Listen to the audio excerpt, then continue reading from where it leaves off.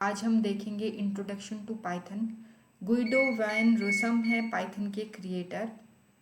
उन्होंने पाइथन को 1991 में रिलीज़ किया था। तब से पाइथन ऑफिशियल लैंग्वेज बन गई थी 1991 में और कमर्शियल यूज़ में आई थी। पाइथन के बहुत सारे यूजेस हैं। सबसे बड़ा यूसेज जो पाइथन का है वो है कि पाइथन में लाइंस ऑफ कोड हमें कम है हमारे पास। अगर हमें सेम प्रोग्राम जावा में या सी प्लस प्लस में लिखना है तो हमें नंबर ऑफ लाइंस जो रहेगी दो नंबर्स को ऐड करना है। सपोज उन दोनों नंबर्स को ऐड अगर हम जावा प्रोग्रामिंग लैंग्वेज में लिखेंगे तो नंबर ऑफ लाइंस ज़्यादा रहेगी, 6 से 7 लाइंस रहेंगी। जबकि पाइथन में 3 से 4 लाइंस में ही सेम प्रोग्राम हम लिख सकते हैं। इसकी वजह से कोड रीडेबिलिटी बढ़ जाती है, मतलब कोड को पढ़ना और उसे समझना आसान होता है।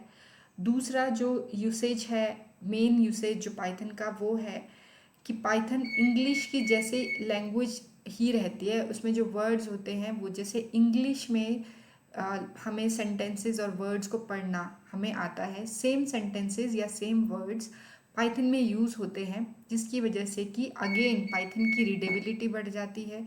हमारा पाइथन को लैंग्वेज को समझना इजी होता है।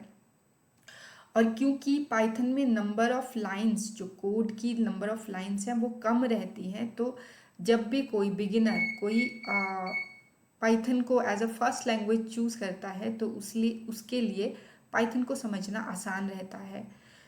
और इसके अलावा इसका पाइथन का एक मेन यूसेज ये है कि पाइथन में नंबर ऑफ़ लाइब्रेरीज बहुत सारी हैं। मतलब अगर हमें कोई एक्स्ट्रा एक्स्ट्रा कोई प्रोग्राम बनाना है तो उसके लिए हमें अलग से एपीआईज वगैरह इंस्टॉल करने की ज़रूरत कम पड़ती है, क्योंकि इसकी लाइब्रेरी बहुत वास्ट है, जिससे हम बहुत सारी फंक्शनैलिटीज़ पाइथन में ही, Python as a single programming language में ही परफॉर्म कर सकते हैं। ये है इसके यूजेस। अब हम देखेंगे पाइथन के एप्लीकेशन। पाइथन की बहुत सारे एप्लीकेशंस हैं। पहली एप्लीकेशन है कि पाइथन को हम वेब और इंटरनेट डेवलपमेंट के लिए यूज़ कर सकते हैं। पाइथन के बहुत सारे फ्रेमवर्क्स हैं, जैसे कि कुछ एग्जांपल हैं जैसे कि जेंगो, और कुछ माइक्रो फ्रेमवर्क जैसे कि फ्लास्क।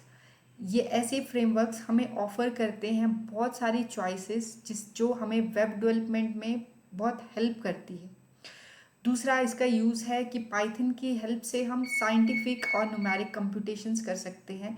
हम अपने प्रोग्राम्स को ऑटोमेट कर सकते हैं। आजकल बहुत सारे प्रोग्रामर्स अपने छोटे छोटे टास्क को ऑटोमेट करते हैं, जिसकी हेल्प से उनका टाइम कंज्यूमिंग जो टास्क है, जो उन्हें ज़्यादा टाइम लगता है, उन छोटी छोटी टास्क को वो ऑटोमेट कर देते हैं, जिसकी वजह से उनका टाइम काफ़ी बच जाता है। थर्ड यूसेज है पाइथन का GUI, graphical user interface applications बनाने में भी हेल्प होता है। पाइथन में एक लाइब्रेरी आती है टीके। टीके की हेल्प से जब हम इस टीके लाइब्रेरी को अपने पाइथन प्रोग्राम में इंक्लूड करते हैं तो इस लाइब्रेरी में बहुत सारे फीचर्स रहते हैं, जिससे हम GUI, graphical user interface easily बना सकते हैं। नेक्स्ट है पाइथन का यूज़ हम ERP और ई-कॉमर्स एप्लीकेशंस में भी कर सकते हैं। ये थे पाइथन के कुछ यूजेस। आज हमने देखी पाइथन के इंट्रोडक्शन, उसके यूजेस, उसके applications. So thank you guys for today. See you in the next session. Okay, bye.